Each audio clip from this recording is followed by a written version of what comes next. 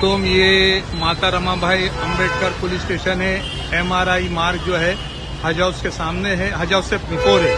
और ये जो है हुज्जाज इकराम के साथ में जो विजिटर जो आए हैं, ये रोड के ऊपर इस तरीके से यहाँ पर बैठे, इनके पास में अकोमोडेशन नहीं है।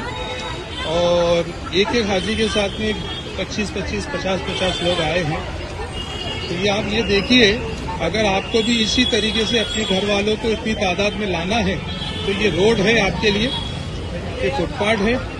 यहाँ तक कि ये जो है, ये देखिए, ये ग्रैंड होटल के बाजू में हज हाउस है और ये पुलिस स्टेशन है। पुलिस स्टेशन के अंदर भी लोग बाग यहाँ पर बैठे हुए हैं और ये रोड के ऊपर खड़े हैं।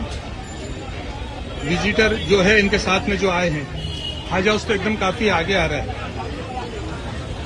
तो अगर आपको भी इस तरीके से अगर आना है तो आप बिल्कुल आइए। मेरी आप लोग से गुजारिश है कि हाजी के साथ में मैक्सिमम 1 से 2 आदमी आए और आने के बाद में वो यहाँ पर आए। और ये जो है इस तरीके से, ये देखिए हज हाउस की हालत आप देखिए। तो आप बराए मेहरबानी जो है, यहाँ पर सिर्फ हाजियों को एंट्री दी जाएगी, हाजी के अलावा किसी को एंट्री नहीं दी जाएगी।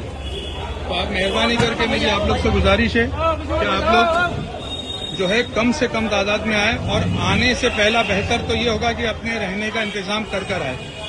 हज कमेटी हज हाउस के अंदर सिर्फ हाजियों को ही ठहरने की इंतजाम है। ये हज कमेटी चाहे वो कहीं भी करेगी, लेकिन आपका हाजियों को कहीं भी ठहराएगी, लेकिन ठहराएगी, ये उसकी जिम्मेदारी है।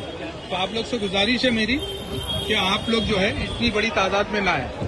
ये हज हाउस के अंदर का हिस्सा है, ये हमारा टेबल है हज पिलग्रिम ग्रुप का।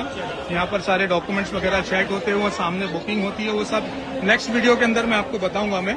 लेकिन अभी फिलहाल मुझे बाहर का बताना था, वो ज्यादा इम्पोर्टेंट था। अस्सलाम वालेकुम।